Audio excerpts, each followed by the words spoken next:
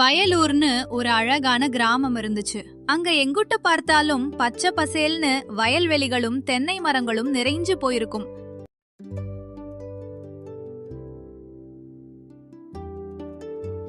பண்ணையாரே, ஊர்லயே பெரிய செல்வந்தர் நீங்க. ஆனா ஏன் இவ்வளவு சோகமா உட்கார்ந்துருக்கீங்க? என்னாச்சு? உண்மையை சொல்ல போனா நானே ஒரு பெரிய கஞ்சன்டா. ஊர்ல இருக்கிற எவனாச்சும் ஒரு பைசா சம்பளம் கேட்டா கூட அவன் மூக்கு மேலே விரல வைக்கிற மாதிரி ஒரு கணக்கை போட்டு மிரள வைப்பேன். ஆனா என்னையுமே ஒருத்தன் தன் புத்திசாலித்தனத்தால மிரள வச்சான் பாரு. அங்கதான் நான் அப்படியே அசந்து போயிட்டேன். உங்களையே ஒருத்த மிரள வச்சானா? அது யாரு பண்ணையாரே? அவன் பேரு என்ன? அப்படி என்னதான் பண்ணான் அந்த ஆளு? அவன் பேரு வேலாயுதம். பார்க்கறதுக்கு சாதாரண விவசாயி தான். ஆனால் அவனோட அறிவுக்கு முன்னாடி என் அதிகாரமும் பணமும் கஞ்சத்தனமும் ஒன்றும் இல்லாமல் போயிருச்சு. அப்படி என்னதான் பண்ணார் அந்த வேலாயுதம்? ஐயா வணக்கங்கய்யா. அது ஒன்றும் இல்லைங்கய்யா, எனக்கு தர வேண்டிய அந்த சம்பளத்தை கொடுத்துட்டா கொஞ்சம் நல்லா இருக்கும்னு வந்தங்க. ரொம்ப நாள் ஆச்சுலங்கய்யா. என்னது சம்பளமா? என்னங்கய்யா, நான் கூலி கேட்டால் இப்படி சிரிக்கிறீங்க? நான் கேட்டதில் என்ன தப்பு இருக்கு? மாதம் முழுக்க மாடா உடைச்சிருக்கேனே ஐயா. சரி, உனக்கு ஒரு 3 போட்டி வைக்கிறேன். அந்த 3 போட்டியிலையும் நீ ஜெயிச்சிட்டேன்னா உனக்கு கொடுக்க வேண்டிய சம்பள பணம் மொத்தத்தையும் ஒன்று விடாமல் அப்படியே உன் கையில் கொடுத்துட்றேன். என்னடா வேலாயுதம், சவாலுக்கு ரெடியா? 3 போட்டியா பண்ணையாரே? நீங்கள் வைக்கிற சவாலுக்கு நான் சம்மதிக்கிறேன் ஐயா. நல்லா கேட்டுக்கோ. இந்த நிலத்தில் நீ எதை வேணாலும் பயிர் பண்ணு. ஆனால் அறுவடை அப்போ மண்ணுக்கு மேலே இருக்கிறது அம்புட்டும் எனக்கு, கீழே இருக்கிறது அம்புட்டும் உனக்கு. இதில் நீ லாபம் பார்த்தா அதுதான் உன்னோட முதல் வெற்றி. என்ன சொல்கிற? நல்லா கணக்காக இருக்கே பண்ணையாரே. சரிங்க ஐயா, உங்கள் நிபந்தனைப்படியே நான் முதல் போட்டியை ஏற்றுக்கிறேன். ஆனால் ஒன்று, அறுவடை அன்னைக்கு நான் கொண்டு வந்து தர்ற மேல் பகுதியை நீங்கள் மறுக்காமல் வாங்கிக்கணும். என்ன சொல்கிறீங்க? இந்த பண்ணையார் சொன்ன சொல்லுல இருந்து என்றைக்குமே மாற மாட்டான்டா. மேலே இருக்கிறது அம்புட்டும் எனக்குன்னு சொல்லிட்டேன்ல, அப்புறம் என்ன? நீ தைரியமாக போய் வேலையை ஆரம்பி. அப்படியே ஆகட்டும் ஐயா. நான் போய் நிலத்தை உழுது விதையை போட்டுட்டு வந்து உங்களை சந்திக்கிறேங்க ஐயா. ஏலே வேலாயுதம், என்ன எல்லாம் அறுவடைக்கு தயாரா? செடியெல்லாம் நல்லா செழிப்பா வளர்ந்து நிற்கிது போல, பார்த்தாலே கண்ணு பறிக்குதே. தயார்னு ஐயா. இதோ இப்போவே ஆட்களை விட்டு அறுவடை ஆரம்பிச்சிடுறேன். நீங்கள் சொன்ன அந்த மேல் பகுதி அம்புட்டையும் அப்படியே ஒரு இலை விடாமல் உங்கள் வீட்டு வாசலில் கொண்டு வந்து கொட்டிடுறேங்கிறங்க ஐயா. சரிடா வேலாயுதம், பேச்சா இருக்கணும். வேலையை ஆரம்பி. சும்மா நின்று வேடிக்கை பார்த்தது போதும். ஆட்களை கூப்பிட்டு அறுவடையை செய். வேலாயுதமும் அவரோட ஆட்களும் வேக வேகமா நிலத்துல இறங்கி வேலை செய்ய ஆரம்பிச்சாங்க.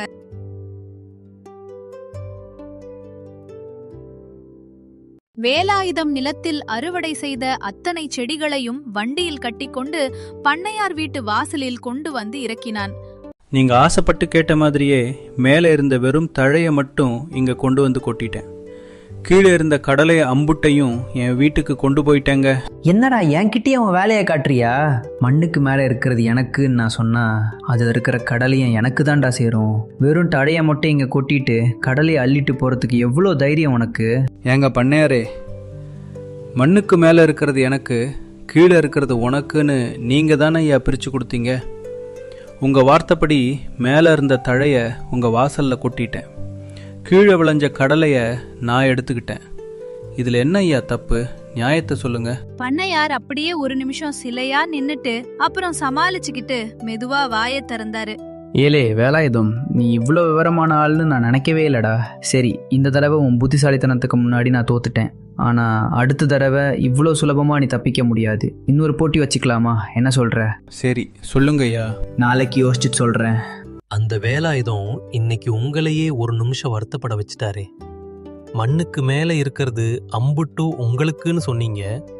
அவன் வெறும் தழையை கொண்டு வந்து உங்க வாசல்லையே கொட்டிட்டு போயிட்டானே. அதான் நாளைக்கு என்ன போட்டி வைக்கலான்னு யோசிச்சுட்டு இருக்கேன். இந்த தடவை அவன் தப்பிக்கவே முடியாத அளவுக்கு ஒரு இக்கட்டான கணக்கை சொல்ல போகிறேன். போன தடவை மேலே இருக்கிறது எனக்குன்னு சொன்னேன், நீ புத்திசாலித்தனமாக கீழே இருந்த கடலை அள்ளிட்டு போயிட்ட. ஆனால் இந்த தடவை கணக்கு வேற. அடுத்த அறுவடை அப்போது மண்ணுக்கு அடியில் இருக்கிறது அம்புட்டும் எனக்கு, மண்ணுக்கு மேலே வளர்ந்து நிற்கிறது அம்புட்டும் உனக்கு. என்ன இதுக்கு சம்மதமா? இப்போவே சொல்லு. சரிங்க பண்ணையாரே, உங்கள் இஷ்டப்படியே வச்சுக்கலாம். போன தடவை நம்ம கடலை செடி வச்சோம், அது மண்ணுக்கீழே விளையும்.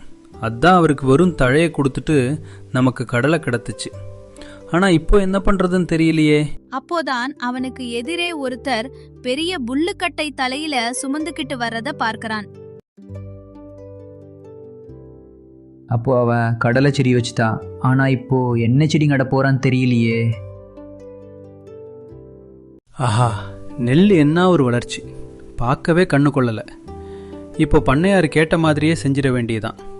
மண்ணுக்கு கீழே இருக்கிற அந்த உருப்படாத வேறு அம்புட்டையும் அவருக்கு பார்சல் பண்ணிடுவோம். மேலே இருக்கிற சொக்கத்தங்கமான நெல் நமக்கு. வேலாயுதம் மண்ணு மேல இருந்த நெல்லு எல்லாத்தையும் எடுத்து எதையும் விட்டு வைக்காம அவன் வீட்ல போய் வைத்தான். மீதமுள்ள வேறு எல்லாத்தையும் ஒரு மூட்டையா கட்டி பண்ணையார் வீட்டுக்கே கொண்டு போயிட்டான்.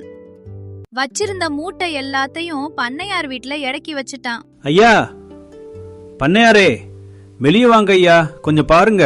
என்னடா வேலாயுதம், அறுவடை முடிஞ்சு ரொம்ப நேரமாச்சு, ஆளையே காணோன்னு பார்த்தேன். இது என்னடா புதுசா ஒரு பெரிய மூட்டை? ஐயா, அறுவடை முடிஞ்ச மூட்டையெல்லாம் கொண்டு வந்துட்டேன் ஐயா.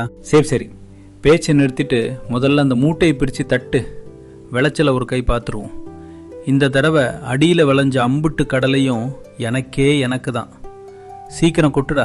வேலாயுதம் ஒரு நக்கல் சிரிப்போட மூட்டைய தலை கீழா கவிழ்க்கிறான். தட தடன்னு கீழே கொட்டுது. ஆனா கொட்டுறது நிலக்கடலை இல்ல. என்னடா இது, மண்ணும் மண்ணாங்கட்டியுமா கொட்டுது, அங்கங்க நாரும் குச்சியுமா இருக்கு. கடலை எங்கடா? நீங்க கேட்டிங்களே, மண்ணுக்கு அடியில் இருக்கிறது அம்புட்டும் எனக்குன்னு. அதான் அடியில் விளைஞ்ச அந்த சல்லி வேறு, ஆணி வேறு, அப்புறம் அந்த மண் எல்லாத்தையும் சுத்தமாக வழிச்சு எடுத்துட்டு வந்துட்டேன். அப்போ கடலை? அதான் சொன்னனே ஐயா, இந்த தடவை நான் கடலை போடல, நெல் போட்டேன்னு. நெல் மண்ணுக்கு மேலே விளையுது. அதான் டீல் படி மேலே விளைஞ்ச நெல் அம்புட்டையும் என் வீட்டுக்கு கொண்டு போயிட்டேன். அடியில் இருந்த இந்த வேற மட்டும் உங்களுக்காக கொண்டு வந்திருக்கேன். வேலாயுதம் இப்ப என்ன சொல்றதுனே தெரியாம அப்படியே நின்னுட்டாரு. கொஞ்ச நேரம் கழிச்சு, இப்போ என்ன சொல்றது, அவனுக்கு எப்படி சொன்னாலும் விளைச்சல் வர மாட்டேங்குது. பேசாம நடுல சொல்லிவோம். இந்த தடவை மேலையும் அடியிலும் எனக்கு, நடுவில் இருக்கும் பகுதி உனக்கு. ஒத்துக்கிறியா? பண்ணையாரே, நீங்கள் இப்படி தான் சொல்லுவீங்கன்னு எனக்கு ஏற்கனவே தெரியும். நீங்கள் ஒரு அடி முன்னாடி வச்சா நான் 4 அடி முன்னாடி யோசிச்சு வச்சிருக்கேன் ஐயா. என்னடா வேலாயுதம், ரொம்ப நேரமாக பேசாமல் சிரிச்சுக்கிட்டே நிற்கிற, மண்டைக்குள்ள அப்படி என்னடா யோசிக்கிற? சரிங்க ஐயா, நீங்கள் சொன்னபடியே செஞ்சிடலாம். வேலாயுதம் அவன் நிலத்துல விளைஞ்ச பயிரை பாத்துக்கிட்டே இருந்தான். அப்போ அங்க பண்ணையார் வந்தாரு. நான் சொன்னது உனக்கு ஞாபகம் இருக்கா இல்லையா?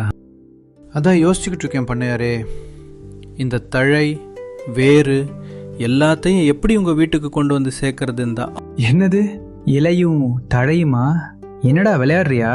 நான் மேலே இருக்கிறது எனக்குன்னு சொன்னா கதிர் எனக்கு வரணும்ல, அடியில் இருக்கிறது எனக்குன்னு சொன்னா வேர்க்கடலை மாதிரி ஏதாவது வரணும்ல. இது என்னடா புது கதையா இருக்கு? விளையாடலை பண்ணையாரே, நீங்கள் தான் ரொம்ப தெளிவாக மேலேயும் எனக்கு கீழேயும் எனக்குன்னு சொன்னீங்க. சோளச்செடியில் பாருங்க, மேலே இருக்கிறது வெறும் பூவும் தழையும் தான், அடியில் இருக்கிறது வெறும் வேர் தான். ஆனால் நீங்கள் எனக்குன்னு விட்டு கொடுத்த அந்த நடுப்பகுதியில் தான் இந்த தங்கமான சோளக்கதிர் விளையுது. நம்ம இவனை ஏமாத்தலான்னு பார்த்தா இவன் நம்மளே ஏமாத்திடுவான் போல இருக்கே. ஆத்தி, 3 தடவை டீல் போட்டேன், 3 தடவையும் மொட்டையை அனுப்பிட்டான். ஏமாத்துறது என் நோக்கமில்லை பண்ணையாரே. அடுத்தவன் உழைப்பில் நம்ம வாழணும்னு நீங்கள் நினச்சிங்க. ஆனால் நம்ம உழைப்பை யாரையும் ஏமாத்தாமல் காப்பாற்றிக்கணும்னு நான் நினச்சேன். அதான் வித்தியாசம். சரிடா, வாய்க்கு முன்னாடி என்னால் பேச முடியுமா? நீ சொன்னது என் மண்டையில் சட்டுன்னு உரைச்சிருச்சு. அடுத்தவன் உழைப்பில் ஓசையில் ஒட்டகம் ஓட்டலான்னு பார்த்தேன், ஆனால் நீ அந்த ஒட்டகத்துக்கே பல்பு கொடுத்துட்ட. பண்ணையார் தோத்துட்டு கவலையா உட்கார்ந்திருந்தார்.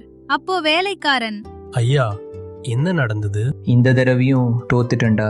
மேலே இருக்க விளைச்சமே எனக்கு தான், கீழே இருக்க விளைச்சமே எனக்கு தான் சொல்லி நடுவில் இருக்கிற அந்த வெட்டுத்தரையும் குச்சியும் தான் உனக்குன்னு வேலாயுதத்துக்கிட்ட அடித்து சொன்னேன். அந்த பையன் இந்த தடவை சோளத்தை நட்டு மறுபடியும் ஜெயிச்சிட்டான்டா.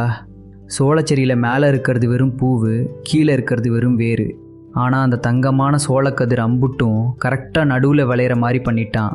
மறுபடியும் எனக்கு வெறும் சக்கையை மட்டும் மிச்சம் வச்சிட்டான்டா. என்னோட கஞ்சத்தனத்துக்கு கிடைச்ச நல்ல பரிசு தான் இது. அடுத்த உழைப்பை தட்டி பறிக்க நினச்ச எனக்கு அந்த சோளச்செடியே ஒரு பாடம் புகட்டிடுச்சுடா.